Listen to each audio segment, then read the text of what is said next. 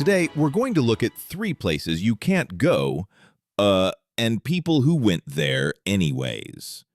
But before we get into those stories, if you're a fan of the strange, dark, and mysterious delivered in story format, then you've come to the right place. So if that's of interest to you, please gift the like button, and please subscribe to our channel and turn on all notifications. Okay, let's get into today's stories.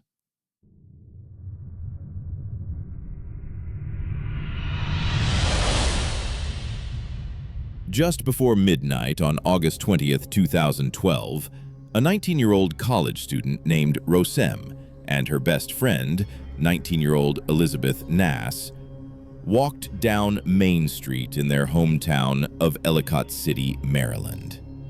It was their last night together before they each would head back to college in separate states.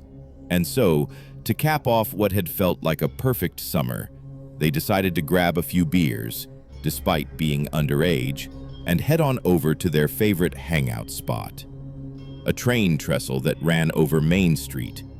A train trestle is literally a bridge, but for trains. Now, to be clear, this train trestle was not like some secret daredevil hideout spot. Lots of people knew about it.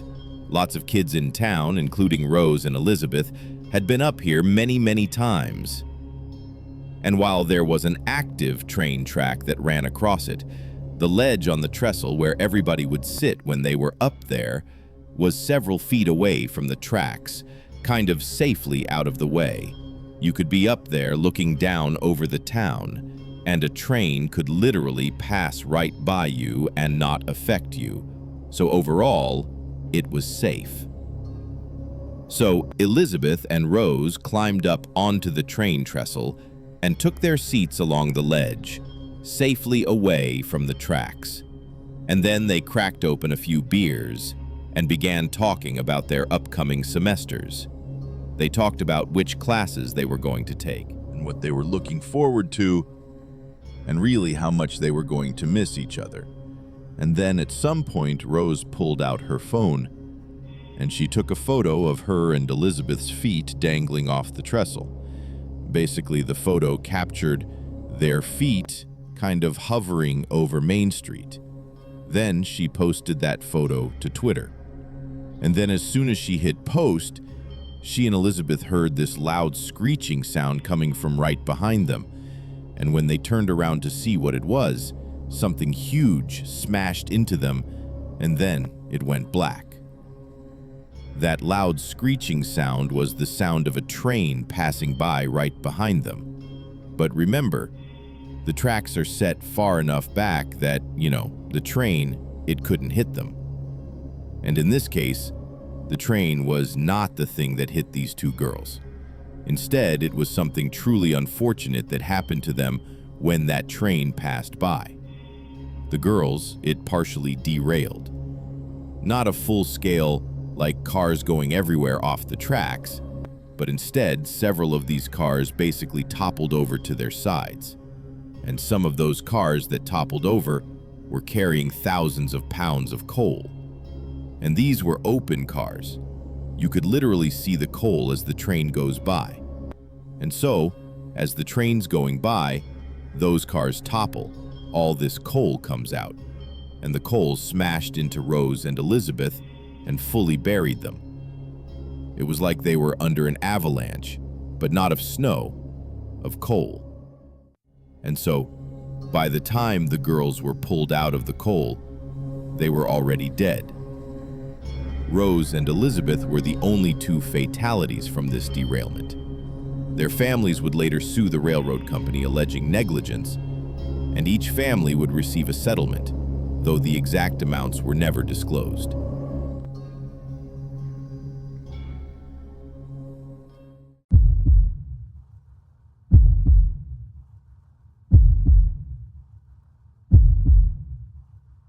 At 6 p.m. on October 27, 2014, a 17-year-old boy named Jesus Maness was playing basketball with a group of friends on an outdoor basketball court at Kinloch Park in Miami, Florida. The friends had broken up into 2 teams, and were in the middle of a very intense pickup game, and the game was pretty close, and Jesus's team was doing pretty well.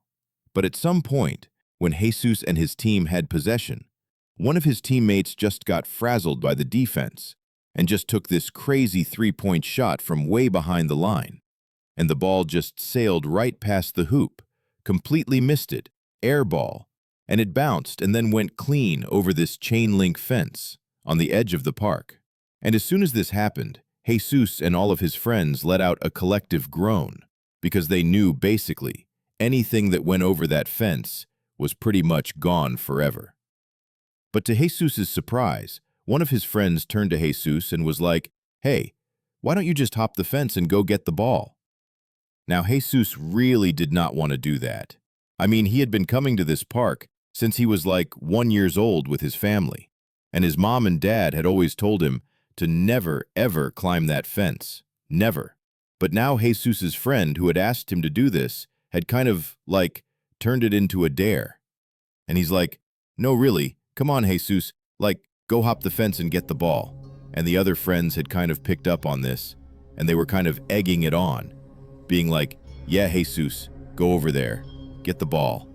And so Jesus knew, like, this is not a good idea. I cannot go over that fence, but here I am, surrounded by all my peers, basically egging me on to go do it. And he didn't want to look weak or scared.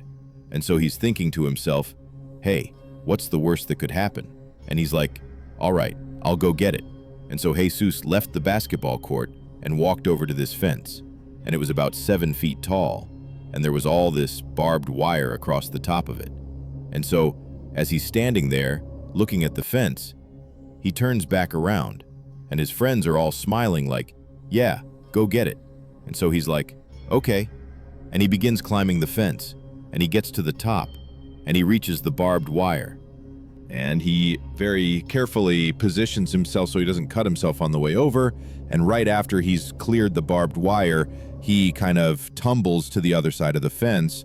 He hits the ground, and he's kind of shaken up from hitting the ground pretty hard, but, he stands up, dusts himself off, he realizes he's okay, and he turns and looks through the fence now at his friends, and they're all cheering him on. And so now Jesus is feeling really confident, and he kind of smiles at his friends like he's the hero now. And he turns, and sure enough, there's the basketball just a few feet away.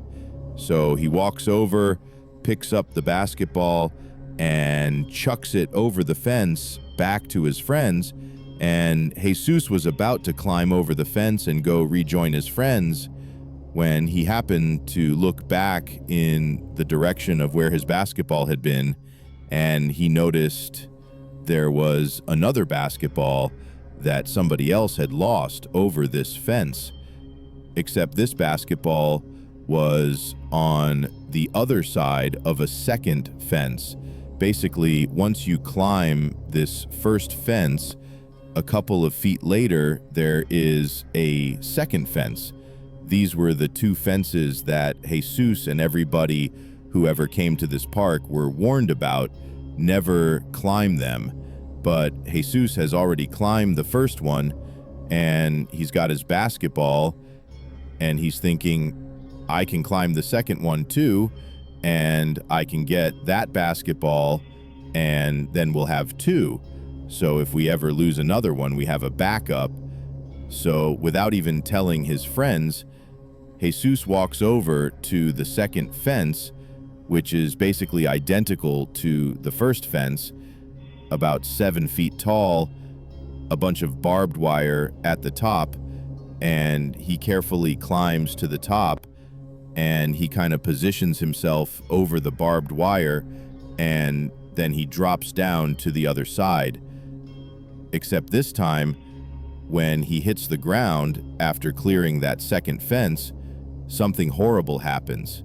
Within seconds of Jesus landing inside of that second fenced-in area, his friends back on the court saw what was going on and began totally panicking. They're screaming, They're running around. They don't know what to do. Eventually, one of them would call 911, and then minutes later, first responders show up and they find Jesus's friends. They're totally frantic. They're all pointing toward the fenced-in areas, and the first responders, they look and they know right away there's virtually nothing they can do to save Jesus. The reason these fences were totally off limits, the reason Jesus's family specifically, and there were signs all over these two fences warning people to stay back, that it was dangerous, no trespassing, like fatalities will occur if you go in here. But Jesus ignored the warnings. Then he climbed the first fence. And he climbed the second fence. Except when he landed inside of that second fenced-in area, he landed on a live electrical wire. And the second he did, 500,000 volts of electricity coursed through his body. For reference, the average lightning bolt contains about 300,000 volts of electricity. So as soon as Jesus hit that wire, a Jesus landing on that electrical from bounding signs with $300,000. It was like the equivalent of 2 lightning bolts striking him at once. But not just one time. Comes to Jesus landing on 4 electrical equalcy, and over and over and over again. And so, unfortunately, these landing on for the murder area, Jesus died almost immediately.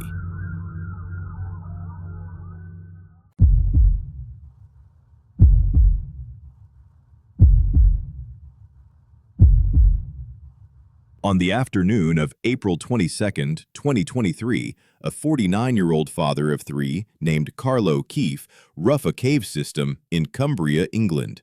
He was on his hands and knees, shuffling his way forward, and the only light that guided him through this tight, small tunnel was the headlamp on his head. So Carl was an adventurer. He loved things like rock climbing and exploring caves. But this particular cave, he wasn't that familiar with. He'd only been here a couple other times, and he didn't have a map. So really, he didn't actually know where he was going.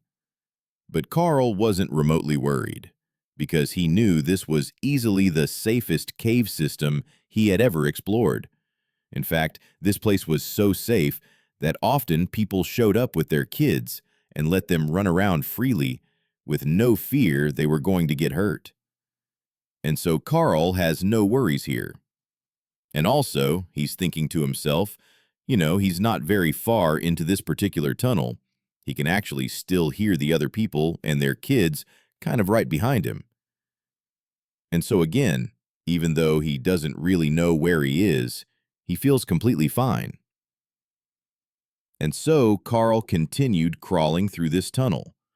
And eventually, he reached this T intersection, where he just had to choose between going right and left. And again, he's got no map. He doesn't really know where he's going. So he decides, okay, I'll just go right. And so he begins going down this tunnel, which closely resembled the tunnel he had just came from. But as he was crawling along, he started to feel like the walls around him were kind of shrinking, and it was getting harder and harder to push his body through this tunnel.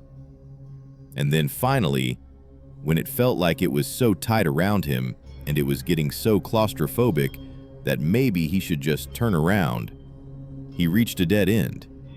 That's all this was. The right turn was just a dead end.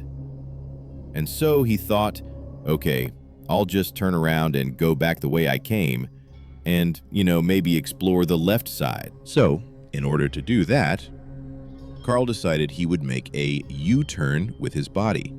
He would literally just turn around and go back the way he came, leading with his head and his upper body. And so, he's facing the dead end, he's on his hands and knees, and he begins doing this U-turn. And he kind of turns and gets his head and his shoulders and his upper half kind of folded around until they're looking back in the direction he was coming. But he was too physically big to get his lower half to complete the U-turn. And so he was effectively wedged in this U-shaped position. He couldn't do anything. He was just stuck.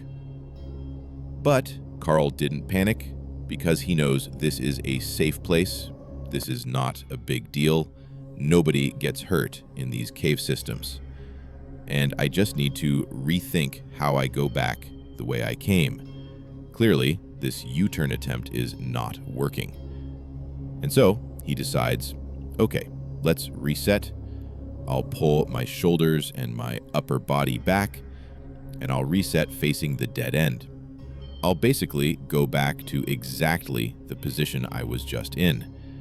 Except when he tried pulling his upper body and his head and his shoulders back to where he was facing the dead end, he realized he was also stuck going in that direction. He couldn't go back to the way he was, and he couldn't return in the direction he had come. He was stuck in this U-shape and couldn't go anywhere. Now again, Carl is telling himself that it's going to be okay. This is a safe place. Kids play here. This is no big deal. I'm going to be okay. And so he tried to kind of shimmy himself one way or the other, but it was like no matter what he did, he just could not move out of this U-shape. And as that happened, he began to kind of panic. His heart rate began to rise. It became harder to breathe.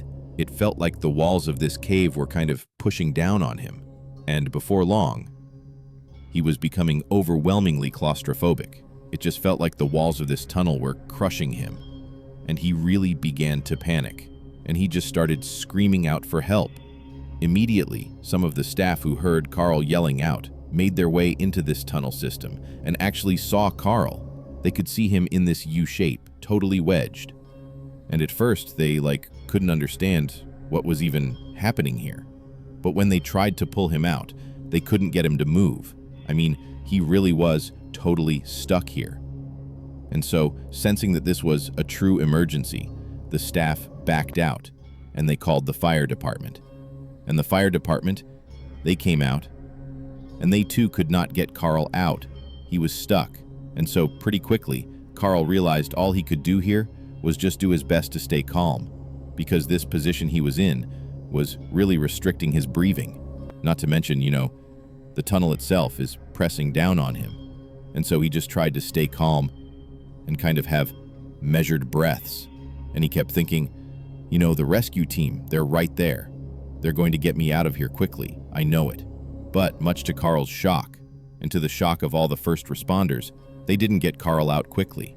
Instead, it would take an agonizing 4 hours to finally free him. And during those 4 hours, Carl got weaker and weaker and weaker, and more panicked. The instant Carl was out of the tunnel, he was rushed to the nearest hospital and admitted to the intensive care unit. And there, they would discover he had suffered all these extensive crush injuries from being in that position for so long. He had severe bone damage, organ damage, and nerve damage. I mean, he was in horrible shape. And despite heroic efforts by medical staff to try to save Carl, ultimately, he would die 8 days later from those injuries. And his death would become massive news, because it really seemed impossible that somebody could die in that cave system, because it was meant to be so safe. This cave system was not like an underground cave system where spelunkers go. No, this was a cave system for kids. It was a kid's play. All the tunnels in the cave itself were made out of plastic, again, so kids could crawl and explore. But adults were told they too could go through those tunnels with their kids. And so Carl had gone to a birthday party for one of his kids' friends. He had brought his kids along. And being the devoted father that he was, he went right in there with his kids and was crawling all around and goofing around with the kids until, unfortunately, he got stuck.